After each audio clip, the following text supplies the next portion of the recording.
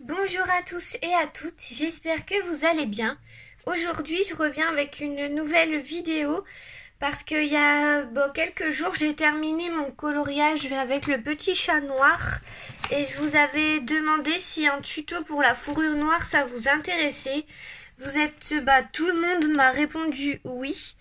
Là je vous montre le chat. Je vais publier le coloriage cet après-midi et là normalement la vidéo elle devrait arriver demain donc il y aura un petit décalage. Donc voilà pour ce genre de fourrure noire. Je vais utiliser les polychromos de Faber-Castell et voilà, je vais m'exercer sur le petit rond juste ici avec vous et je vais vous expliquer au maximum. Du coup, je commence avec le Sky Blue ou le 146. De toute façon, je vais vous mettre les bandes en même temps comme d'habitude, les petits bandeaux roses avec le nom des crayons. Donc avec le bleu, je place vraiment là où j'ai envie de mettre la lumière, on va dire, sur le poil. Donc là, je vais le faire au milieu. Vraiment léger. J'appuie pas beaucoup. Là, je peux me permettre de faire des traits hachures, on va dire, parce que si on voit le trait de crayon, justement, c'est sur ça qu'on va travailler aujourd'hui. C'est sur l'importance du trait de crayon. C'est vrai que quand on veut quelque chose d'uni, il vaut mieux colorier en rond pour justement pas voir les traits de crayon, mais pour l'effet poil, fourrure ou même cheveux, il faut travailler sur le trait de crayon parce que c'est super important et c'est ça qui va donner le mouvement du poil à votre pelage ou ce que vous voulez. Donc voilà pour le bleu. Ensuite je passe à un gris très foncé. Donc moi j'ai choisi le Cold Grey 6 je crois. Vous m'excuserez, je suis nulle pour lire les chiffres romains. Mais sinon c'est le 235. Et là je vais le retailler parce que je trouve que quand c'est plus pointu, j'y arrive plus facilement. Enfin si mon taille crayon je veux bien tailler. Voilà. Et là, je vais faire vraiment le tour en fait de la zone bleue. Mais aussi je vais bien sûr déborder dessus.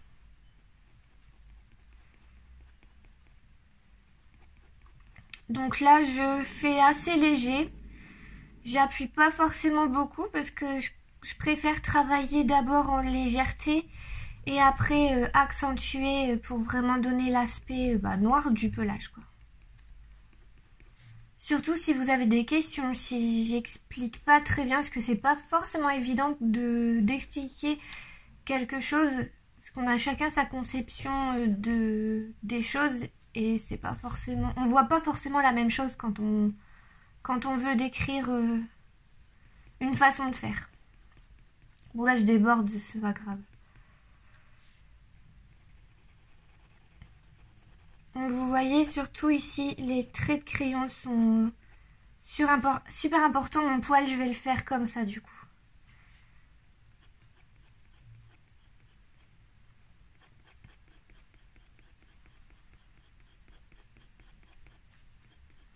Vous voyez, vous pouvez même faire en sorte que, comme ici à certains endroits, ça se rejoint presque.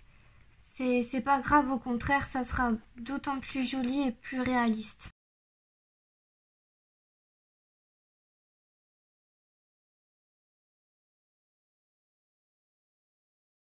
Voilà, quand la disposition à peu près elle me plaît, je vais refoncer avec le même crayon.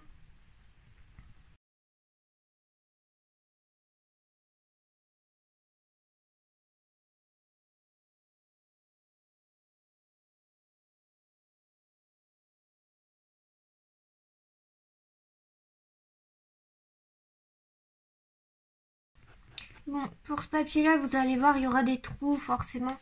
C'est du papier à grains, mais sur les papiers dans les coloriages, normalement, vous ne devrez pas avoir trop de problèmes.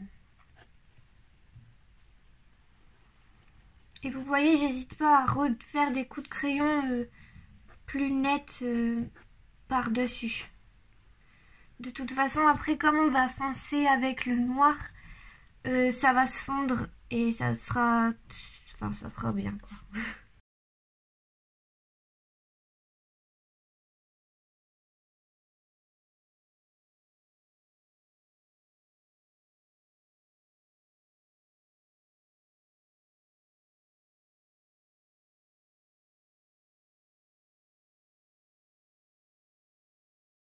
Bon là ça fait un peu net parce que comme je suis la forme du cercle, c'est pas une forme on va dire très courante. Un cercle parfait. Bon voilà, là ça me plaît. Donc ensuite je vais prendre le mauve, le numéro 249. Et je vais passer en légèreté par-dessus le bleu. Et bien sûr, je déborde sur les zones grises.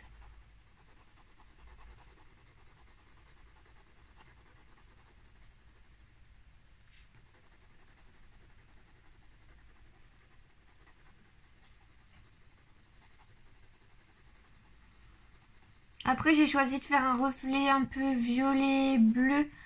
Parce que avec mon coloriage, comme je savais quel genre de fond j'allais faire, je trouvais que ça rendrait mieux. Après, si vous faites un fond bleu, vous pouvez faire plus de reflets bleus. Après, vous pouvez faire aussi des reflets gris, mais je trouvais que ça allait faire un peu triste. Après, c'est mon goût. Enfin, c'est mes goûts. Voilà, vous faites comme vous voulez. Donc voilà, ensuite, je prends... Alors ça, c'est pas obligatoire. Le Delft Blue, le 141.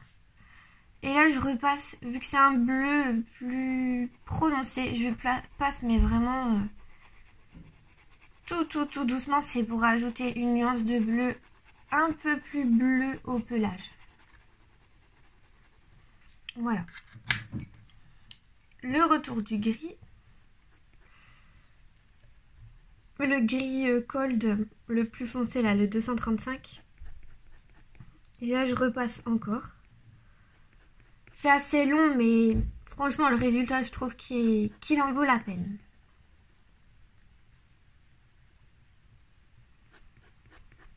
Voilà, je refonce tout simplement. Pas trop non plus. Parce qu'après, ça sert à rien de trop foncer comme on va utiliser le noir. Voilà. Arrivé à cette étape, je prends le Colt Grey 1, le numéro 130. Je passe sur les zones bleu-violette pour dire d'écraser un petit peu le pigment et l'éclaircir un petit peu. Là, vous avez peut-être pas l'impression que ça l'éclaircit, vu que ça écrase le pigment, ça fait plus... ça intensifie le bleu. Mais c'est pas grave. Ensuite, je prends le noir. Donc le mien, il a un petit peu fait la guerre. Hein. Et par contre, pour ça, je préfère le tailler quand même assez pointu.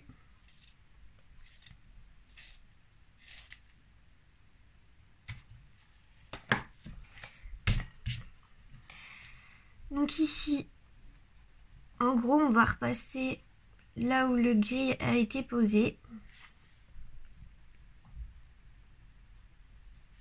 N'hésitez pas à repasser plusieurs couches de noir pour que ça soit vraiment intense. Donc là, comme c'est les bords, je colorie, on va dire plutôt grossièrement. Et là où il y a les zones de lumière, je fais donc les poils. Donc pour moi, là, c'est important que le crayon soit bien taillé avec une mine assez pointue. Parce que comme c'est du poil, il faut que ça reste du détail, du poil à poil. C'est très très fin. Et du coup, je préfère bien tailler mon crayon.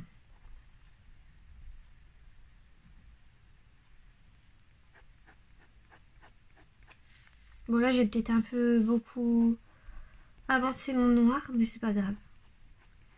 Après, c'est pas obligé que la zone de lumière elle soit uniforme sur toute la longueur de votre zone. Ça dépend vraiment de ce que vous voulez faire.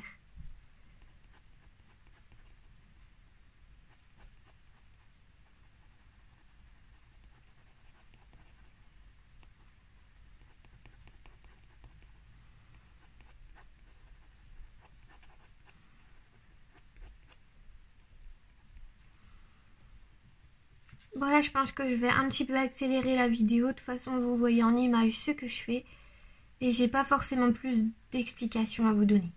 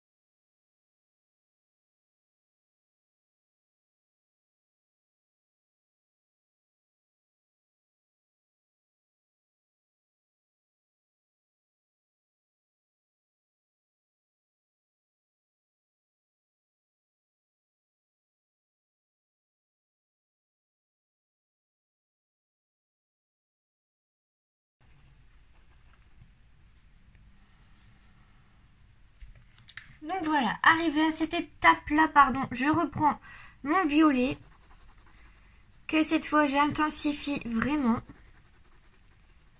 J'hésite pas à repasser, même sur le noir, hein, c'est aucun problème. Pour bien combler, on va dire, les trous là entre les poils.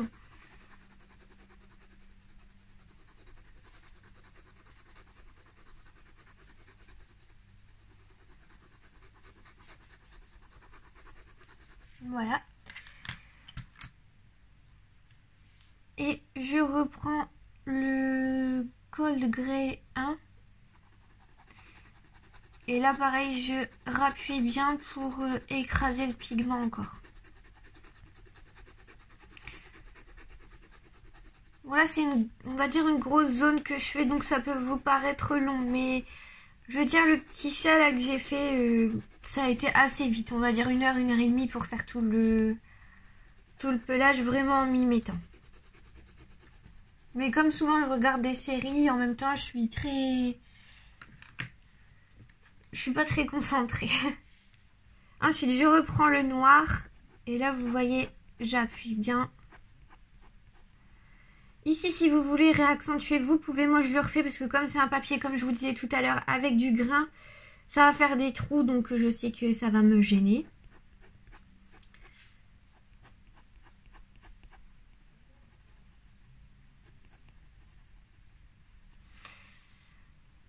Et l'effet il rendra toujours mieux sur une zone, sur des petites zones. Là comme c'est gros, ça fait fort grossier, hein. C'est pas forcément super joli. Mais au moins comme c'était un assez gros cercle, vous pouvez bien voir ce que je fais. Je pense qu'on peut enlever certaines étapes, mais comme je voulais vous montrer vraiment comment j'ai fait, j'en ai pas enlevé parce que j'avais peur que le résultat pardon, il soit pas similaire.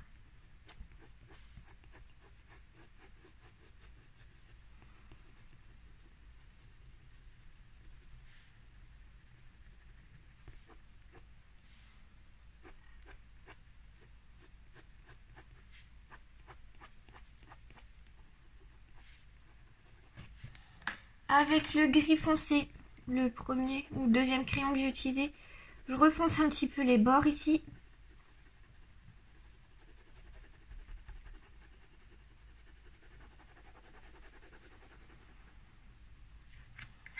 Voilà.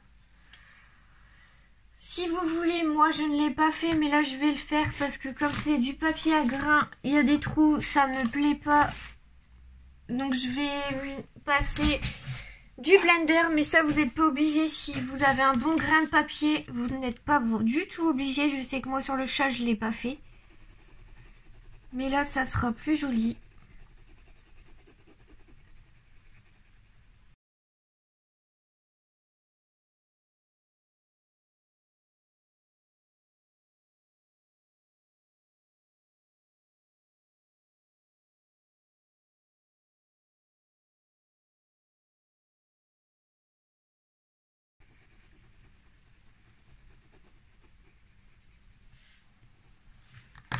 Voilà.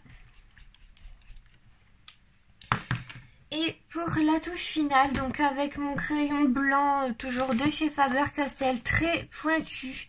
Vraiment tailler le pointu, c'est vraiment ça qui va faire l'effet. Bon là il était bien pointu, mais comme j'exagère toujours. Et là vraiment avec la pointe, soit comme ça ou soit comme ça, comme vous préférez, vous faites vraiment quelques poils blancs pour dire de réveiller la fourrure. Bon là ça marque pas très bien avec le blender.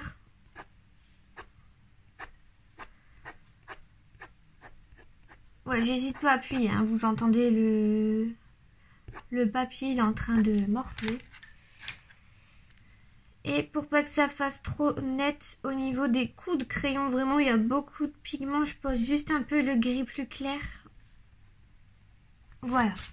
Et pour vraiment, si vous voulez que ça ressorte, moi je sais que je l'ai fait à quelques endroits du coloriage, pas à tous. J'ai pris un stylo blanc gel Uniball classique et bon là il va plus.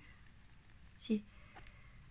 Après comme enfin le mien je sais pas si c'est normal ou pas, mais il a pas beaucoup d'encre qui sort. Du coup c'est plutôt bien pour ça. Et voilà, je fais quelques poils.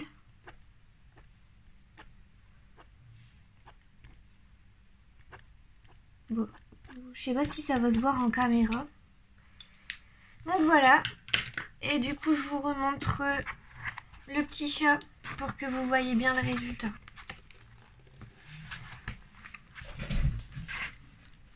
Voilà, vous voyez ici, on voit les petits coups blancs. Et bah, je trouve que ça rend beaucoup mieux sur des petites zones. Et surtout, si vous faites un animal, n'hésitez pas à suivre la forme du pelage. Vous pouvez vous aider de photos. Enfin, moi, c'est ce que j'ai fait. Vous voyez là, le poil, il part vers le bas. Donc, mes reflets, je les ai fait ici.